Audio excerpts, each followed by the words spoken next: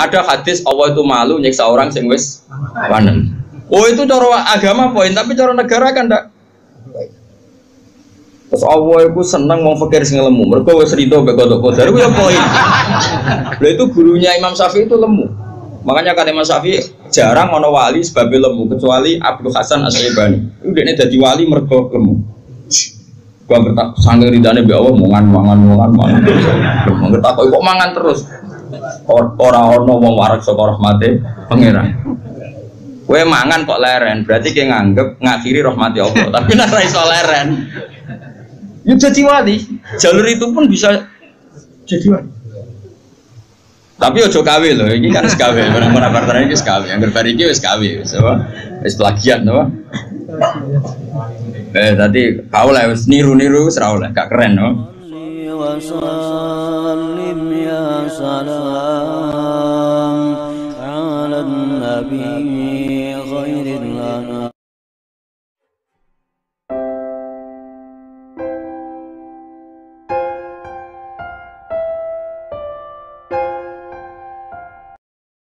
Ada orang itu sering kecewa dengan istrinya atau dengan anaknya, tapi ya di situ-situ saja. Misalnya dia mbak yang naruhan kata sekolah ya tetap di seputar naruhan saja. Kalau orang berduaan ya di sekitar berduaan saja. Mungkin kalau dia tokoh nasional ya kita kritik Indonesia dari bangsanya pemalas, orangnya nggak dinamis kayak Singapura. Dia ya nggak kemana-mana, tetap di Indonesia. Artinya apa? Ini peringatan gitu aja dengan mahabbah maknawiyah ini yang penting ditanamkan ulama. Kalau orang mencintai Allah dan Rasul, mencintai Quran, mencintai santri, mencintai kebenaran, meskipun dia agak dipenjara secara fisik, pasti dia ini akan terpenjara secara maknawi, pasti tidak kemana-mana. Pasti apa? Tidak kemana-mana. Jadi misalnya gue senang bojomu, ya tetap di seputar-seputar situ. Soal orang beli pen wayo nomor loro, pokoknya gak jauh-jauh di situ. Dan ini penting kalau pengen ngembang noteng jenengan. Jadi yang diwajibkan oleh ulama adalah kita mencintai Allah dan Rasul. Karena kalau cinta itu pasti di seputar kolongan situ, tidak kemana-mana. Ya, kalau kita mencintai Allah, mencintai hukumnya Allah, pasti di kolom itu, tidak kemana-mana. Meskipun kita tidak dipenjara secara fisik, tapi akan dipenjara secara maknawi. Akan dipenjara secara apa? Maknawi. Maknawi itu tadi, fisiknya kita bebas, tapi agak kemana-mana karena diikat oleh mahabbatullah wa mahabbatullah Rasul. Ini disebut nama al-arif billah nama asirun, dia marbutun dan cancang dihubbihi klan seneng ning napa Allah. Nah, cara kula ya. Sebanyak mungkin umat Islam itu punya seperti itu dalam banyak hal. Sehingga kita itu tidak perlu lagi penjara fisik. Ya saya ulang lagi, kita tidak perlu lagi penjara napa fisik. Penjara fisik itu repot. Selain tidak efektif juga ya juga tadi ya, apa ya, cara barco penjara ya potensinya ya kembali lagi. Tapi kalau orang itu hatinya bisa dipenjara oleh mahabbatullah wa rasuli itu luar biasa. Lalu disebut walladzina amanu asyaddu hubbal lillah. Lalu kula sering sinau banget.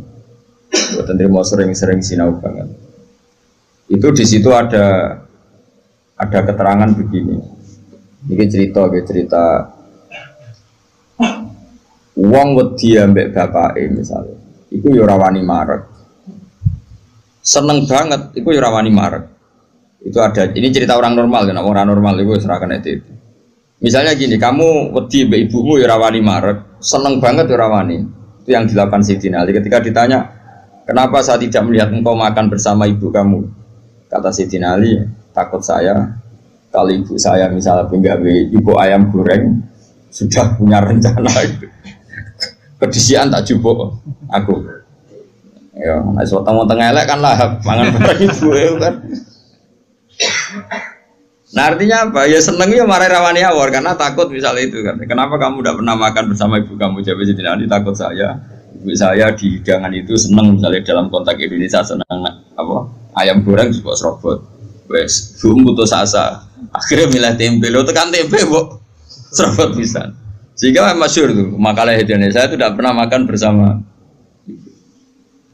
Sama mungkin orang tertentu yang mencintai gurunya itu tidak berani bareng karena takut ganggu, takut macam-macam, rusak pemandangan macam-macam. Nah, jadi orang itu cara seneng dan cara itu mirip-mirip. Itu kata Imam Ghazali, karena khauf dan roja itu mirip-mirip. Nah, sama, gue misalnya seneng cawe itu, seneng bojomu, lagi asik maca, mbak lipstick, mbok klambine anyar. Apike gue ora moro-moro, mesti kayak ganggu. Bojomu nak awake ayu seneng ya seneng wae awake ayu. Tapi nak kowe seneng kan mesum, kan ngeloni. Lah itu kan dunia yang berbeda. Bojo lagi seneng klambi anyar diganggu, malah mbek kowe mbok coplo iku kan gak fair. Lha nak kowe seneng tenan. Yo duwi, maksudnya duwi ben nikmati nganggo lipstik, nikmati nganggo klambi anyar, pamer mbek kancan. Malah kok parani kene haram. Artinya wong iki bakas wong normal ya. Jadi wong seneng ambek wong gedhe padha-padha menghindar sebetulnya. Apa? Menghindar. Kalau orang normal itu ora ukuran ya, ora ukuran. Orang normal itu ya angel ya. Nah, sehingga kenapa ada wali ditanya, kapan kamu menikmati Allah? Jawabnya dia dulu, ketika saya menjauh dari Allah. Bukan menjauh dengan makna orang fasik itu enggak. Dia menghindari sesuatu yang terkait Allah karena malu kalau ganggu. Makanya saya pernah cerita di ngaji ini, ada wali yang dia jadi wali karena sholat di shaf awal. Dia malu kalau dipanggil Allah kok tidak yang terdepan, sehingga dia sholatnya shaf awal terus. Ketika dia merasa wali paling elit karena yang amal seperti itu, ternyata diberitahu sama Allah kalau wali yang kelasnya dia itu yang sholat di pagar masjid, bahkan di luarnya. Ketika yang di situ, kenapa kamu wali juga udah sholat di belakang? Jawabnya, aku iku isin. Dosa aku akeh, awakku ora bener kok ngarep, sawangane kok paling bener. Ini kan tapi aja tiru lho, sing kok guri. Ora usah mbok tiru kelakuane wis ngono. Jadi nek kowe kok guri kan gak karena wali tadi, pancen pemalas no. Iku wis ora wali. Umpama niru-niru ya gawe Kang, ora asli. Maksudnya sing wali asli sing tak critakno iku. Nek kowe niru-niru kan wis gawe, iku wis gak sah cara wis. Terus plagiat cara ning kampus wis. Lah jenenge wong liya mbok bajak ya. Dadi wis ra iso niru kan ya mergo kan aku guri niru kula isin Gus Wan pengen aku arep plagiat ya cara kamu wis gak sah. Tapi dulu ada wali itu malah justru seperti itu. Makanya ini kan pelajaran bagi saya jenengan. Jadi yang penting kita ini sebanyak mungkin menciptakan penjara manawi. Kalau itu sukses itu umat Islam luar biasa. Wanu ngerasa, no, makanya saya ulang lagi saya itu berhubung yang sekolah kurikulum sudah banyak, yang bikin yayasan formal sudah banyak, yang ingin alim, ingin doktor tafsir fikih banyak, yang ingin punya gelar dalam disiplin ilmu tertentu banyak. Saya itu ingin ada yang selalu tetap seperti saya. Karena kelemahannya sistem kurikulum atau gelar resmi, tentu kebaikannya juga banyak. Saya ulang lagi, kebaikannya juga banyak. Tapi masalahnya adalah ini terfisikkan, agama terfisikkan. Saya beri contoh gini, ini yang nyata, bukan jari. Saya punya teman, dia cara berpikir, Gus kita harus bikin kurikulum. Karena kalau kita tidak punya dokter fikih atau dokter tafsir atau dokter ahli sunnah pokoknya.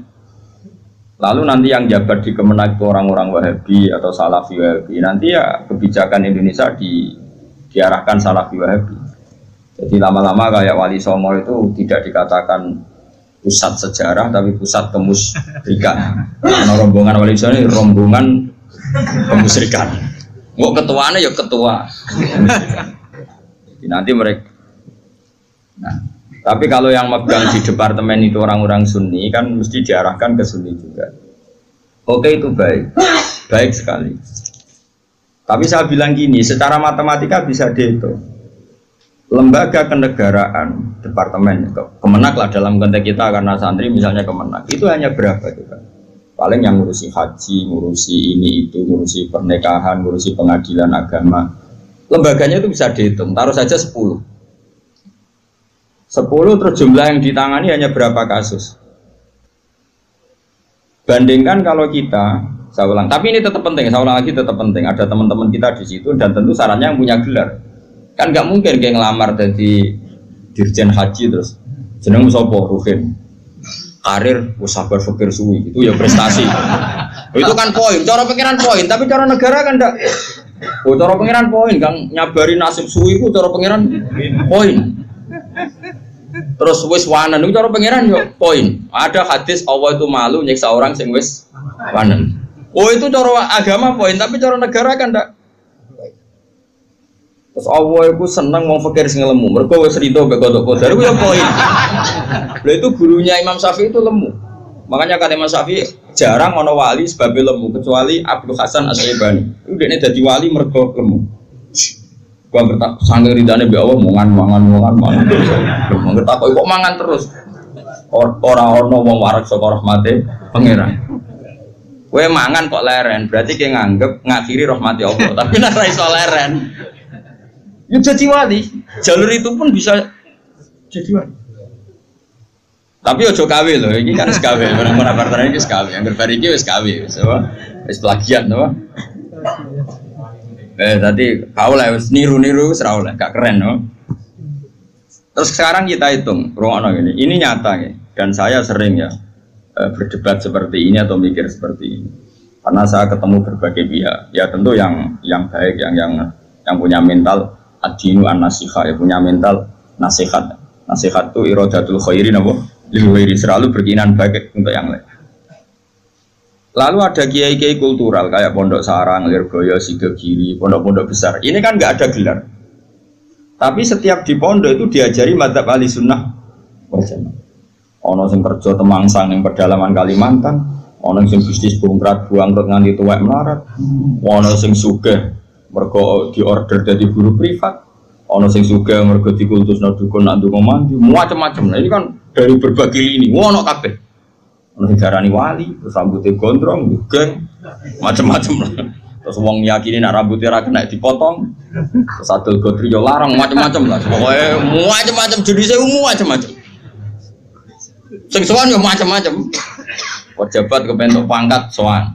Ono sing sowan tok yo ngombe, ono sing yo godri, ono sing yo donga. Kula nak maca piyambak abot iki kula sangoni wong jenengan sing maca macam-macam lah. Wong suka ora ngajar kiai di order.